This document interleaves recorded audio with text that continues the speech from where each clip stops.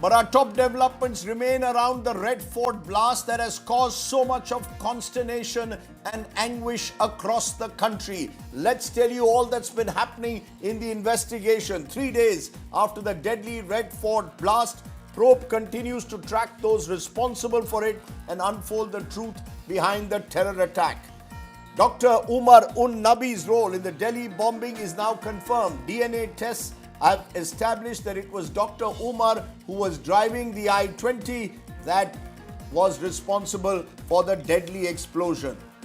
New CCTV footage is showing the terrorist Umar Nabi at Faiz-e-Ilahi Mosque in Old Delhi around 2:30 p.m. on the day, where he stayed for over 10 minutes. He's seen both entering and leaving the premises. It's the last visual confirmation of his movements before the blast. Focus also on bomber Umar's handler, Ukasa, based in Ankara, Turkey. Ukasa allegedly used encrypted apps like Session to direct the operation, stay in contact with Umar and others. The second car of terror, the red EcoSport, has now been taken for further investigation. Footage accessed by India Today shows the car of terror being taken away 24 hours after it was tracked down. After the I-20 and the red EcoSport, a third car is now under the scanner.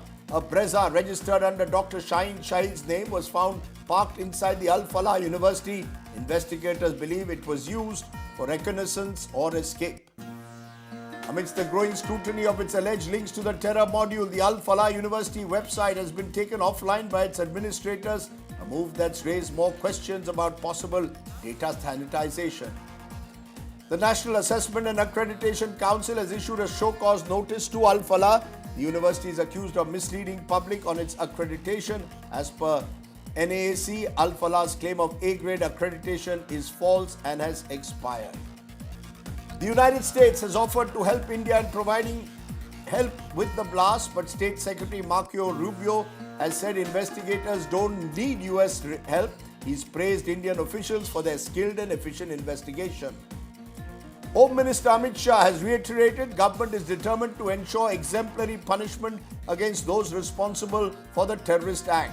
He has stressed that India's response will set an example to ensure terrorist incidents do not recur, but the opposition wants a discussion on what they call a major security lapse. Jammu and Kashmir Chief Minister Omar Abdullah has condemned the blast, saying that no religion can justify the killing of innocents.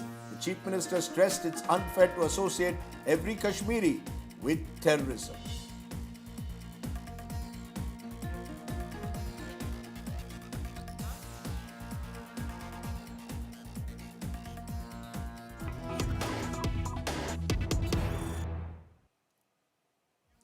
And joining me now is a special guest, the Jammu and Kashmir Chief Minister Omar Abdullah, breaking his silence, joins us on the news today. Appreciate your joining us, Mr. Abdullah. You've already made it very clear that you cannot associate every Kashmiri with terror, but the fact is that the nature of this terrorist attack has put Kashmir and Kashmiris once again under the scanner. How do you see what happened 3 days ago and the subsequent investigation? Well, as I said earlier in Jammu today while talking to journalists, no words of condemnation will be enough to condemn an attack that takes so many innocent civilian lives in the way that this one did. And no religion justifies using violence against innocent people. And therefore, those who have done this either for political or for religious purposes don't understand either the politics of the region or the religion that they profess to follow. But that said, I think it's also important to understand that this is a minuscule minority of the population that is involved in incidents like this. And we tend to forget that fact when an incident like this happens. You're saying it's a minuscule minority, point taken, but the fact is this minuscule minority is clearly radicalized. It's using religion, using Islam to, in a sense, justify at times these horrific acts of violence, and possibly with support from across the border. So even if it is a smaller group, the fact is that its capacity to spread terror, Mr. Abdullah, is pretty worrying and concerning. Well, absolutely. Every time an attack like this happens, it should be a cause for worry and concern because these sort of things were supposed to be a part of our past. We were told that it was Jammu and Kashmir's special status that was responsible for radicalization and terror, and that actually doing away with Jammu and Kashmir's special status would do away with the root cause of both radicalization and terror. But clearly, this year has shown that that is not the case, whether it was the attack in Pahalgam or the blast in Delhi. The fact is that these elements continue to exist, and the changes that were brought to Jammu and Kashmir a few years ago have had no bearing on their existence. I'll come to the political point in a moment, but the fact, Mr. Abdullah, is that these terrorists, what makes it even more dangerous is most of them seem to be white collar. Some of them were doctors with MBBS degrees, and all of them seem to come from some part of Kashmir or the other. That's what is so worrying, isn't it? And that's why even while you say, yes, you cannot target or stereotype or label every Kashmiri, when something like this happens, fear and anxiety is bound to grow. This rise of white-collar terror from within the valley. But again, Rajdeep, white-collar terror, as you call it, is not a new phenomenon. I remember a few years ago, we had an associate professor from a university in the valley who was, if I'm not mistaken, killed in an encounter. So we have had incidents like this in the past. And where does it say that somebody who picks up a gun or starts assembling a bomb has to be uneducated or poor or from a destitute background? I mean, radicalization is something that anybody can fall prey to. But I think the wider point also is that when elements like this are identified, then what happens? This doctor who got a job with this medical college had been terminated by the government of Jammu and Kashmir for terror links. Now, this raises two questions. One, if you had clear-cut evidence of terror links, why was no prosecution brought about? Why is there no court case? Why did you not take that dismissal further if you had evidence that led to his dismissal? And secondly, where was the background check that was done on the basis of which this job was given? Because even a cursory background check would have suggested that the person had been dismissed for alleged terror links. But clearly the university or the medical college didn't do any background checks, and the government, having dismissed the doctor, then didn't follow it up with the evidence that they had to actually bring about a prosecution. But who are you holding responsible? Are you holding the Jammu and Kashmir administration here under the Lieutenant Governor responsible for these background checks not being done? Are you holding the center since law and order is in Jammu and Kashmir? The background check is the responsibility of the organization that recruits him. You can't hold the J&K government responsible for not doing a thorough background check. The person who recruited him, who gave him that job, they are the ones who had to do the background check. Yes, but at the same time, let's be clear, the Jammu and Kashmir police has done a pretty efficient, commendable job in busting this terror module. That's the positive that's come there. Every indication was that they intended to spread far greater havoc, and the Jammu and Kashmir police is the one who initially cracked this terror module. Ajdeep, if we'd cracked it, you wouldn't have had 9 people dead. They were able to, they cracked a module in Faridabad. We didn't get there in time. And as people who know this more than I do, we have to be lucky every time. They have to be lucky only once. Yes, we cracked a module, but we obviously didn't get to these guys in time. And this explosive device went off and innocent people lost their lives. We got lucky in one part of it, and let's face it, we got unlucky with the other part. We weren't able to crack this particular part of the module in time to avoid an incident like this. So are you calling it a major security lapse? Are you also saying that this is a major security lapse, given the fact that it's almost impossible in a crowded city like Delhi to track every car?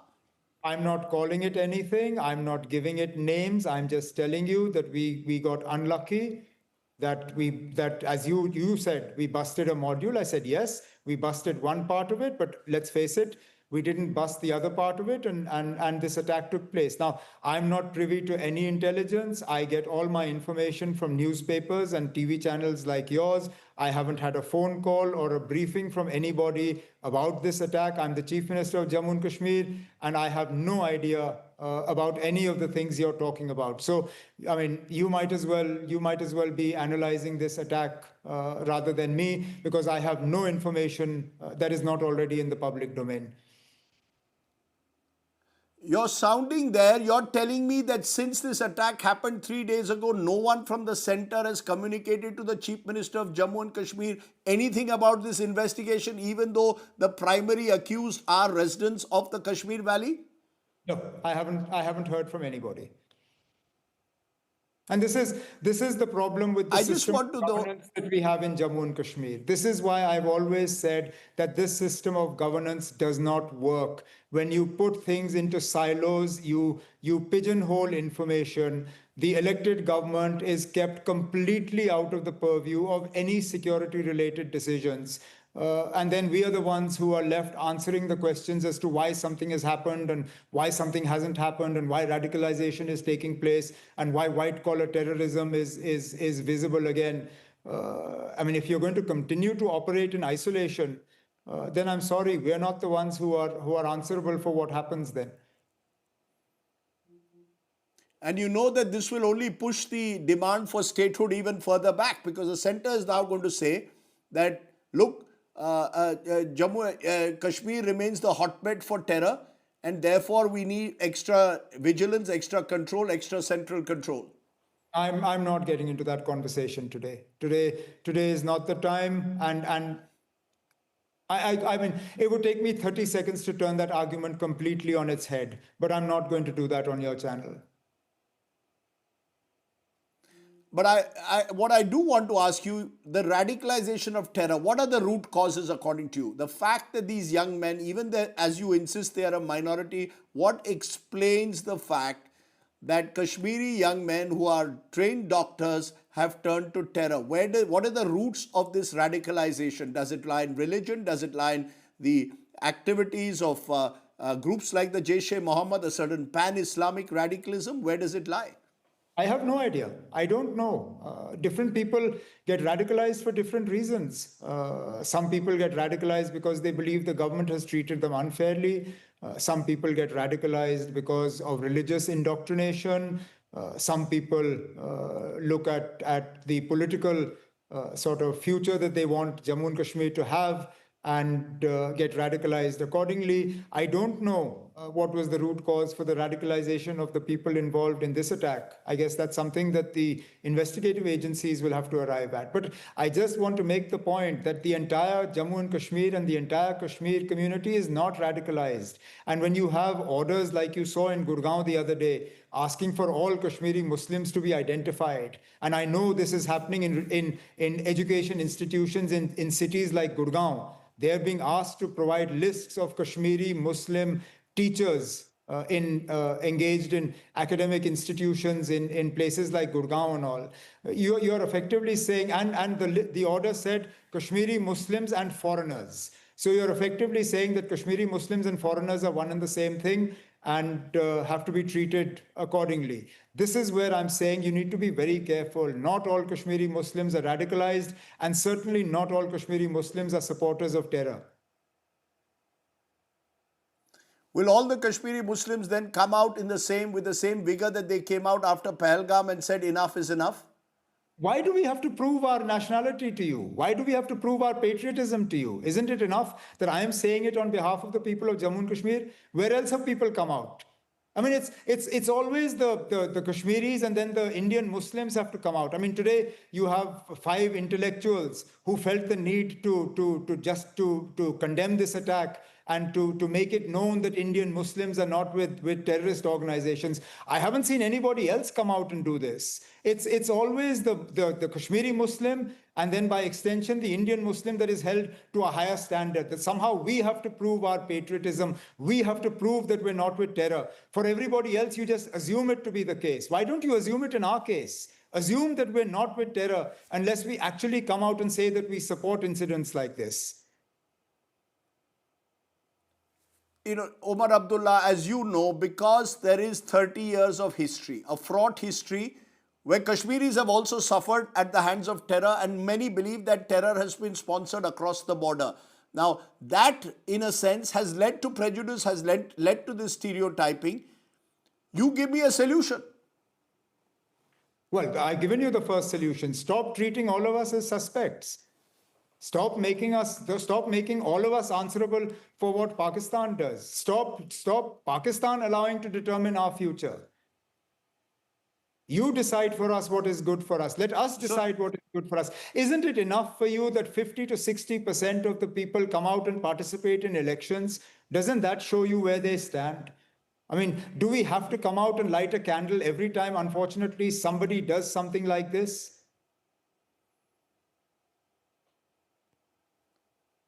Omar Abdullah, Sorry, this is, let me make yes. one wider point. Do you judge everybody from Jharkhand because of what the Naxalites did, or everyone from Chhattisgarh, or everyone from Assam because of what Ulfa did? No, you didn't ask them to rise to the same standards.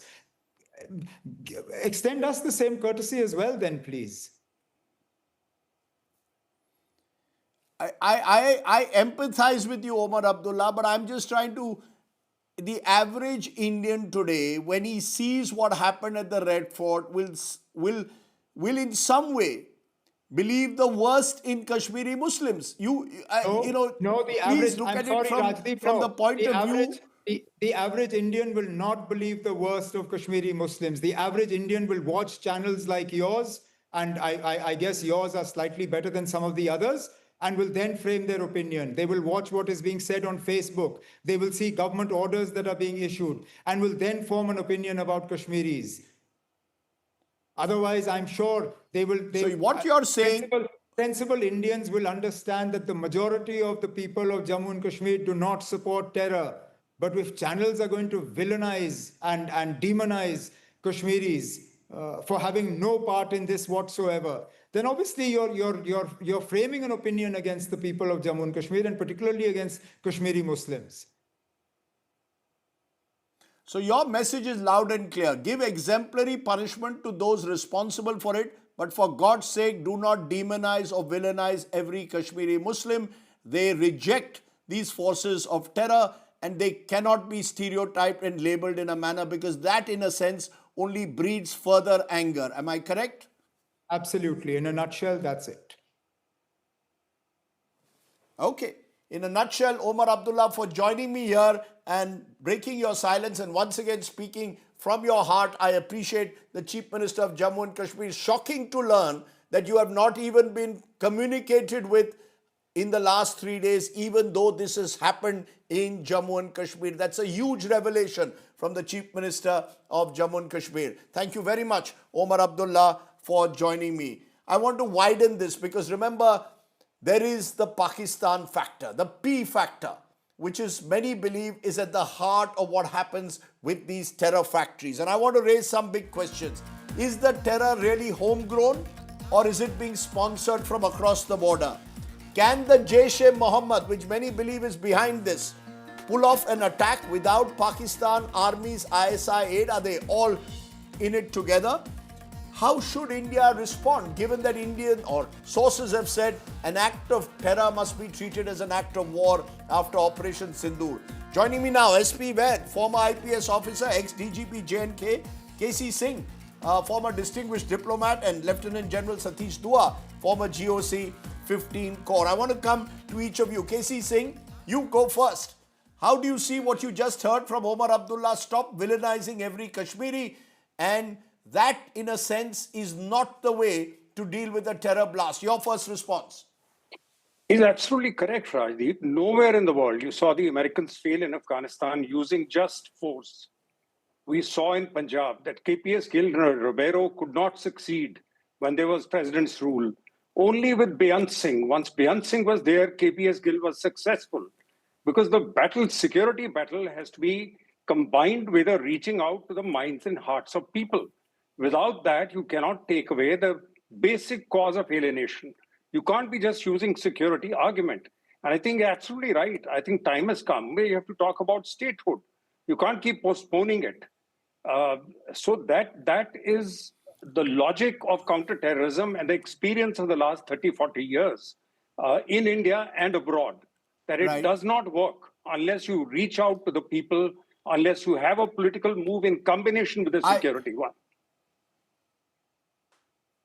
But I want to come back to the P factor, which is Pakistan. General Satish Dua, we saw after Operation Sindoor, the government took a very tough stand and said we are going to target Pak-based terror groups. Now, every indication is that Jaish-e-Mohammed has regrouped and is using these terror modules. Do you believe that as long as Pakistan continues to play mischief across the border, whatever we do, try to win hearts and minds, there will always be elements who will be used in these terror ops? The short answer, Rajdeep, is yes, I do. I do believe that it will always happen because uh, Pakistan, if I may use the colloquialism, is a failed state. And to distract their population from their internal turmoil, their financial difficulties, their political instabilities, and other issues, uh, they have to use the India bogey. And this is what they do best. And Kashmir is the glue that binds Pakistan. I mean, a child in Pakistan is taught Kashmir banega Pakistan. He doesn't have an idea of what Kashmir is or where Kashmir is. So, with that as a backdrop, I think, and how they got a drubbing in Operation Sindhu recently, they will continue to do some things like this. And this is the time they have upped the ante, they've widened the scope, and they've actually attacked.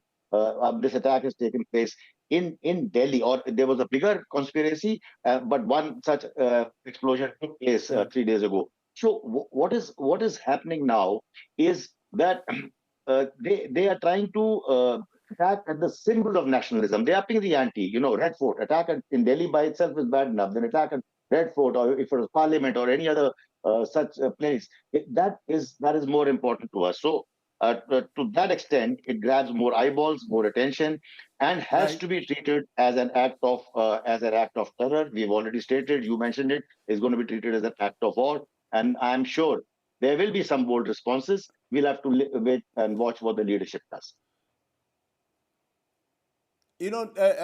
SP Ved, there is this entire debate which has taken place over years: homegrown terrorists versus foreign terrorists.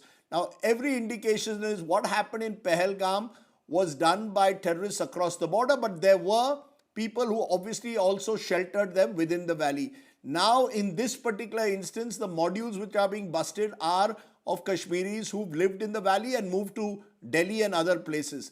Can we make that distinction between homegrown or foreign, or do they merge with Pakistan's army, ISI state running the show? Whether it's homegrown or foreign, they are the masterminds. Rajdeep, good evening to you and my co-panelist and your viewers.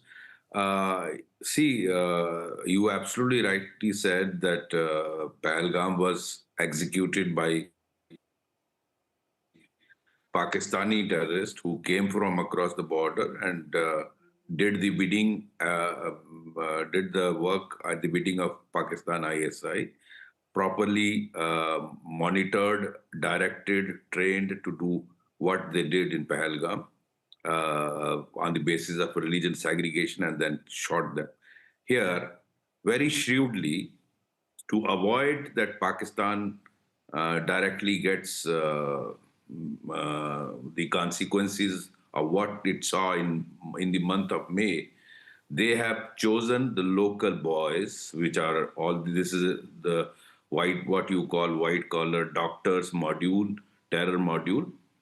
They have chosen our own boys within our own country. They have chosen the explosive, which is available here. There's no need to send trained terrorists from across, send the weapons from across. They have this time done this with a lot of planning. It's not done over just in few days time. I think they have taken time, planned it. Doctors have been targeted, Right. then radicalized, taken to Turkey, wherever the handler have met them, and then placed them in places where they wanted, because they were actually frustrated that since 2014, they were not able to do any major terror act in the heartland of India, including the capital. And with Asim Munir's renewed, So you're yeah, yeah, yeah, Rajdeep. you seem to suggest, therefore, that this was well planned and is a change in strategy, and it involves KC Singh, Asim Munir, general, becoming the dominant figure of Pakistan. Many of these handlers have possibly got Turkish connections. Investigations are revealing. We also live in an age where technology is being used, some of the apps that are being used. It almost seems as if we are now facing a new possible brand of terror with links not just to Pakistan but even possibly to Turkey and other places. Look, Rajdeep, I think the geopolitics has changed, and Pakistan's positioned itself in a very advantageous location because America has become neutral, is being even-handed. They won over Trump. If you have Munir, the first chief of staff of Pakistan, going and having a lunch with the American president, things have changed. They are not the same. So we have a deterrence, BJP has had a deterrence policy since Balakot. We were told that Balakot has ensured that they will not do it. If they do it, we'll do Balakot plus. Now they did Pahalgam and we did Balakot plus. Now they've done it even at a higher level. In fact, we are lucky that the security agencies managed to handle it. Otherwise, you would have had a much, much bigger, much wider chaos than we have seen at the moment. Now, that is an indication that they are testing you and testing your deterrence policy. Because now, if you notice, BJP has not jumped and said it's from Pakistan, we'll teach them a lesson, because they realize immediately Trump will jump in. Trump may come in and say, no fighting, because he already said, I stopped the fighting last time. A deal with US is incomplete. We've not been meeting between Prime Minister and President is not there. Pakistan is exploiting it. They are seeing, let's test India and see what is it. Will they follow up? Because it was said after Operation Sindoor, next attack will be taken as an act of war. Well, there is the next attack. So are we taking it as an act of war? I had said that time that we should not provide to the militants alternatives like this, where you're giving the option to the militant to start a war between India and Pakistan. It's not wise to say that the next time it happens, we will do this. That means the militant can then decide, these boys decided, that let's start a war between India and Pakistan. Okay, I'm just going to give you, Satish Dua, General Dua, 30 seconds to just say, should we treat this as an act of war or remain restrained till the investigation is complete and all the links have been brought in place? Because this seems to be a much wider network at work. That should be the first aim, bust the network. A quick response. I agree with you that first we need to make sure that we tie up all the ends. We are very sure that we tie up all the ends, and we are very sure that it has been perpetrated by a terrorist organization like Jaish-e-Mohammed, or as it appears now, whichever organization, and backed by ISI handlers. Once that is proved, I think we have no option to treat it as a high-profile terror attack and then take whatever response that the government decides in keeping with the stand that we have already taken. What that response will be will have to be left to the political and the military leadership. Well, that's the question. Should it be a kinetic response or a step-by-step response? Are we on a dangerous escalatory ladder? And is Pakistan, as KC Singh pointed out, trying to exploit the situation by encouraging these sleeper cells to get reactivated in a way? I appreciate all my guests joining me on the show tonight. I want in a moment to just turn my attention to a reminder to our viewers. Tomorrow, 6 a.m., you're going to have counting day coverage to Bihar. And trust me, it's going to be coverage like you've never seen, including the possibility of winning an LED TV every hour if you can answer my quiz questions on Bihar's elections. Take a look at what we have at store.